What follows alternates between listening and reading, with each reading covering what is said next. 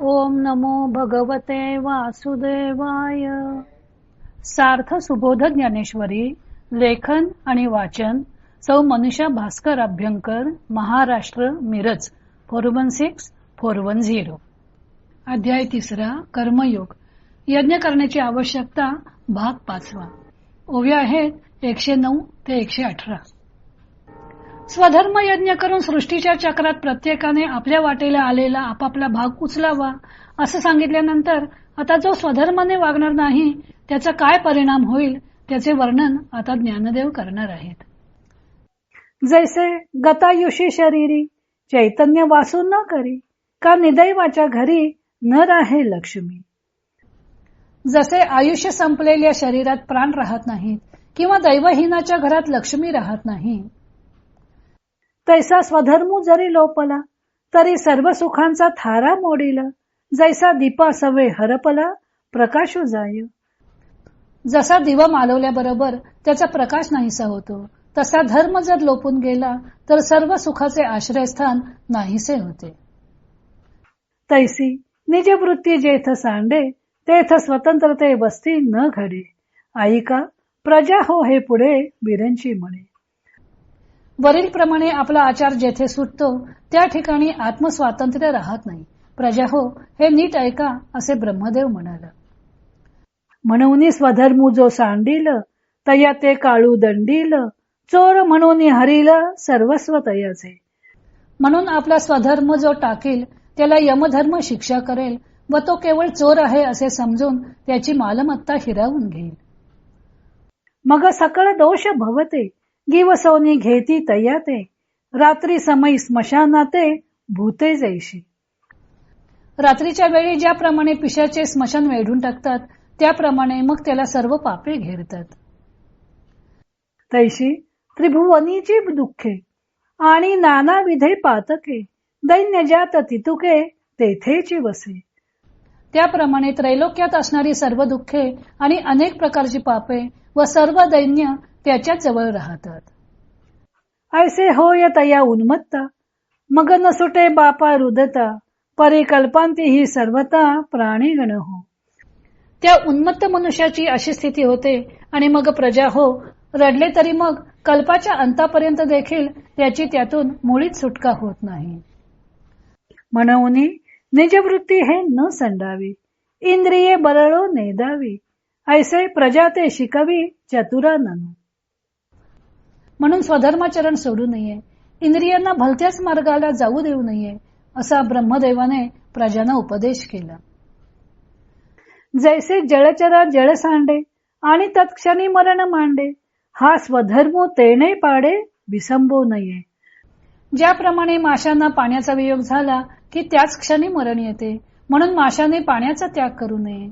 त्याप्रमाणे स्वधर्माचरणाच्या त्यागाने मनुष्याचा नाश होतो, म्हणून त्याने या स्वधर्माचरणाला विसरू नये.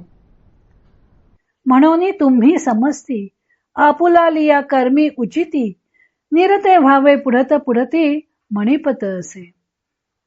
म्हणून तुम्ही सर्वांनी आपापल्या विहित कर्माचरणामध्ये तत्पर असावे हेच आमचे वारंवार सांगणे आहे. स्वधर्मरूप यज्ञ हा प्रत्येकाने आचरला पाहिजे. असा जो यज्ञ करीत नाही त्याला मिळालेले भोग सुद्धा उपभोगायला मिळत नाहीत. स्वधर्माला ज्ञानदेवाने दिव्याची उपमा दिलेली आहे. दिवा प्रकाश देतो व त्या प्रकाशात मनुष्य मार्गक्रमण करतो. तसे स्वधर्माच्या प्रकाशात मनुष्यानं आचरण करावायचं आहे. पण तोच स्वधर्मरूपी दिवा जर लोपून गेला तर त्या मनुष्याच्या वाटचालीला प्रकाश कसा मिळणार. अर्थातच अंधारात वाटचाल कशी करावी. मग अंधारात मनुष्य जसा ठेचकाळतो त्याप्रमाणे स्वधर्मरूप दिवा लोपल्यावर त्या मनुष्याची स्थिती होते. तसेच दिव्याची ज्योत लहानच असते पण प्रकाश मात्र खूप असतो.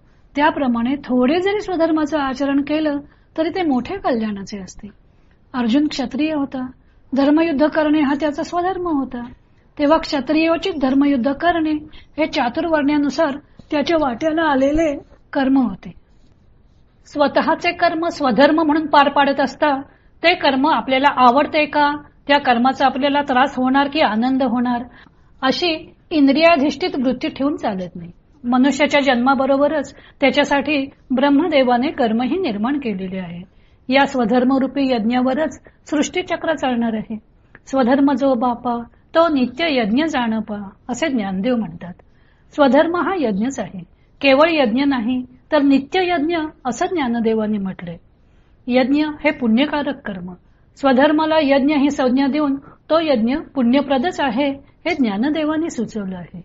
मग स्वधर्माचरणाने वागणे पापकारक कसं होईल? उलट स्वधर्माचरण सोडून अयोग्य कर्माच्या आचरणानेच संसार बंध निर्माण होतो. कारण अयोग्य कर्म हे विषयांच्या आसक्तीनं केलं जातं, इंद्रियरत होऊन केलं जातं. इंद्रियाधीन होऊन केलेले कर्म काम क्रोध निर्माण करते. कर्म पूर्ण होऊन यश मिळाले की अधिक कर्म करण्याची इच्छा निर्माण होते, म्हणजेच लोभ निर्माण होतो. कर्म अयशस्वी झाले की क्रोध निर्माण होतो. काम, क्रोध व लोभ ही नरकाची द्वारे आहेत असे गीतेने सांगितलेलेच आहे. उलट स्वधर्माचं आचरण करत असता हे माझे कर्तव्य आहे व ते मला केलेच पाहिजे अशी भावना असल्यामुळं मन इंद्रियाधीन होत नाही. असा स्वधर्म कामधेनूप्रमाणे होतो. मग जे सुख स्वधर्माने प्राप्त करून घ्यावयाचे ते सुख प्राप्त होत नाही. हे स्पष्ट करण्यासाठी ज्ञानदेवांनी 2 दृष्टांत दिले आहेत. ज्याचं आयुष्य संपलं आहे, त्याच्या शरीरात प्राण राहत नाही, त्याचप्रमाणे स्वधर्माने न वागणारा मनुष्य जिवंत असला तरी प्रेतवतच समजावा. दैवहीनाच्या घरी लक्ष्मी नांदत नाही, त्याप्रमाणे स्वधर्माचा लोप करणाऱ्या मनुष्याजवळ सुख नांदत नाही. मिळालेले ऐश्वर्य जो कर्तव्यच्युत होऊन एकट्याने उपभोगतो तो ज्ञानेशांच्या मते चोर आहे व त्याचे फळ म्हणून त्याला दैन्य दुःख हे भोगावं लागतं. अशा मनुष्याची कल्पांतापर्यंतही सुटका होत नाही. म्हणून ज्ञानदेवांनी ब्रह्मदेवाच्या मुखानं निरोप दिला आहे की म्हणून निजवृत्ती हे न संडावी, इंद्रिये बरळो नेदावी. म्हणजे म्हणून स्वधर्माचरण सोडू नये आणि इंद्रियांना भलत्याच मार्गाला जाऊ देऊ नये. स्वधर्म सुटतो म्हणजे मनुष्य आपले कर्तव्य सोडतो. जे आपल्याला विहित नाही ते कर्म करू लागतो, म्हणजे ते परधर्म स्वीकारल्यासारखेच असते. मग तो स्वाधीन राहत नाही. जो स्वाधीन राहत नाही त्याला सुख कसं मिळणार? अशा मनुष्याच्या वागण्याला ताळतंत्र राहत नाही.